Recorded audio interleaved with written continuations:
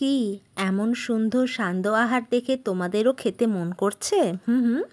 High, আমি রূপা। Simple recipe চ্যানেলে তোমাদের সকলকে স্বাগত।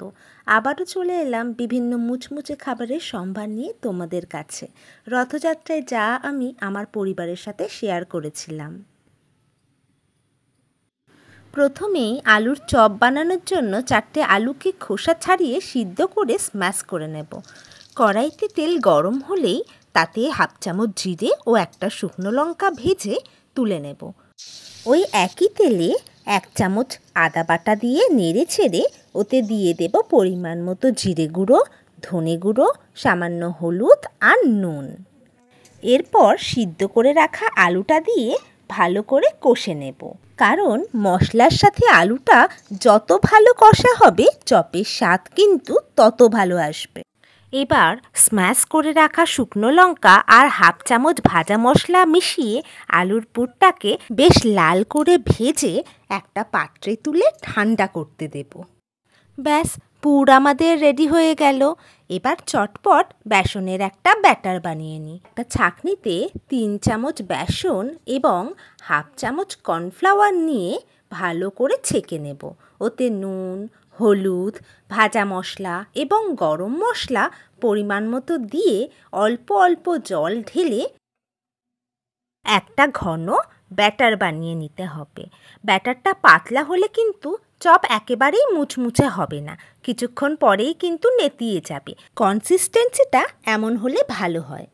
এবার আলুর পুরগুলোকে আমি প্রথমে গোল গোল করে হাতের সাহায্যে কিন্তু চেপে চপের আকারে গড়ে নিচ্ছি। দেখো, এইভাবে কিন্তু আমি সবকটা চপের আকারে গড়ে নিয়েছি। এরপর আর কি, একটা আলুর পুরকে বেসনের ব্যাটারে ভালো করে ডুবিয়ে গরম তেলে ভেজে তুলে নিলেই তৈরি হয়ে যাবে মুচমুচে আলুর চপ। আলুর চপগুলো তেলে পড়েই বেশ ফুলে উঠেছে। এভাবে দু সাইডে গোল্ডেন ব্রাউন করে ভেজে তুলে নেব। কি লাগছে না টেম্পটিং? তোমরাও বানিয়ে ফেলো বাড়িতেই আলুর চপ। এবার পেঁয়াজি বানানোর জন্য প্রথমেই একটা পাত্রে 3টে বড় মাপের পেঁয়াজকে কুচিয়ে নেব। এতে দেব 2টো কাঁচা লঙ্কা কুচি, নুন, হলুদ, ভাজা মশলা আর সামান্য গরম মশলা। ভালো করে মশলার সাথে পেঁয়াজটাকে মাখিয়ে রেস্টে রাখবো 10 মিনিট। 10 মিনিট পর পেঁয়াজের ওই মিশ্রণের মধ্যে 3 চামচ বেসন দিয়ে ভালো করে পেঁয়াজটাকে মাখিয়ে নেব। এতে অল্প অল্প জল অ্যাড করে একটা ঘন মিশ্রণ বানিয়ে নেব।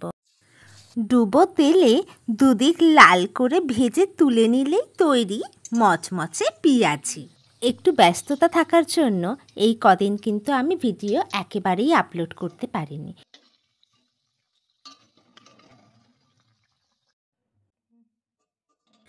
দেখো, তোমাদের সাথে কথা বলতে বলতেই কিন্তু তৈরি হয়ে গেছে আমাদের পেঁয়াজি। চলো এবার তোমাদের অন্য এক রকমের চপের রেসিপি দেখায়, কাঁঠালের দানার চপ। এর জন্য প্রথমেই বেশ কিছু কাঁঠালের দানার খোসা ছাড়িয়ে একটা আলুর সাথে সিদ্ধ করে নেব। সিদ্ধ কাঁঠালের দানা ও আলুকে স্ম্যাশ করে নেব। কড়াইতে তেল গরম করে অল্প জিরে ও একটা শুকনো লঙ্কা ভেজে তুলে নেব এবং ঠান্ডা হলে স্ম্যাশ করে নেব।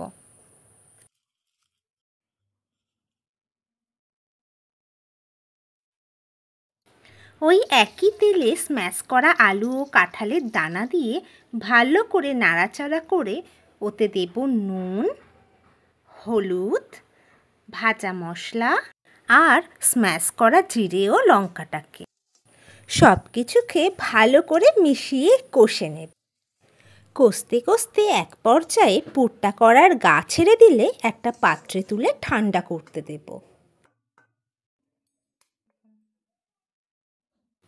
এরপর 3 চামচ বেসন নিয়ে ওতে নুন, হলুদ, গোলমরিচ গুঁড়ো, ভাজা মশলা ও অল্প অল্প জল দিয়ে বেশ ঘন ব্যাটার বানিয়ে নেব।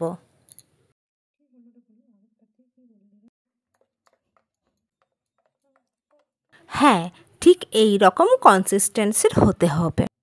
এবার কাঁঠালের দানা ও আলুর পুরটা ঠান্ডা হয়ে এলে হাতের সাহায্যে চ্যাপ্টা করে চপের শেপ দিয়ে দেব। দেখো সব কটা কিন্তু আমি শেপ দিয়ে নিয়েছি। এবার বেসনে ডুবিয়ে ভেজে তুলে নিলেই তৈরি হয়ে যাবে কাঁঠালের দানার চপ।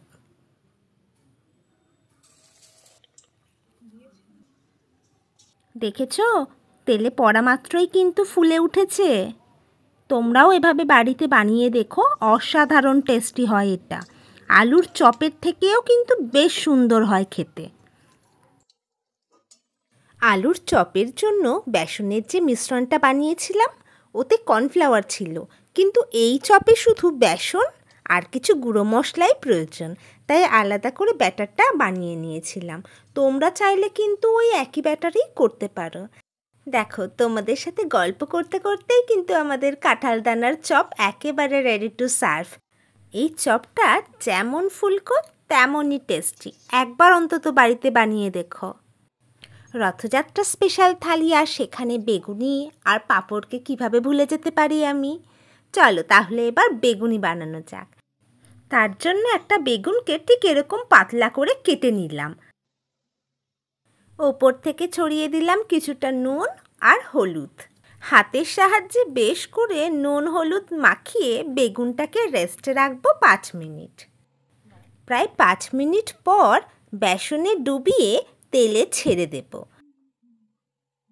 তেলের টেম্পারেচারটা এখানে লো টু মিডিয়াম রাখতে হবে, তাহলে ভেতর থেকে বেগুনটা সুসিদ্ধ হবে আর বেগুনের স্বাদটাও ভালো হবে। এভাবে ওপর থেকে তেল ছড়িয়ে 2 সাইড গোল্ডেন ব্রাউন করে ভেজে তুলে নেব। পাঁপড় কিন্তু আমি ঘরে বানাইনি, রেডিমেড দোকান থেকে কিনে এনেছি। এখানে একটা পাঁপড়কে সমান 4টে টুকরো করে কেটে নিলাম আর দুটো খুন্তির সাহায্যে ভালো করে ভেজে ফেললাম। ব্যাস, তৈরি হয়ে গেল আমাদের পাঁপড়। ঘরে বানালে নিশ্চয়ই এত কম সময়ে হতো না। একদিন নিশ্চয়ই তোমাদের সাথে ভিন্ন কিছু পাঁপড়ের রেসিপি শেয়ার করব। বাঙালির পুজো পার্বণ মানেই ভুরিভোজ। এত সব খাবারের সাথে রথযাত্রার শুভ সময়কে করে তুললাম আরও মধুর। আচ্ছা, এইসব খাবারের মধ্যে তোমাদের কোনটা খেতে ভালো লাগে? আমার কিন্তু বেগুনি আর পাঁপড়। তাহলে আজ আসি, দেখা হবে অন্য কোনো ভিডিওর সাথে। ততক্ষণের জন্য ভালো থেকো, আর ভিডিওটা ভালো লাগলে একটা লাইক করো। Thank you.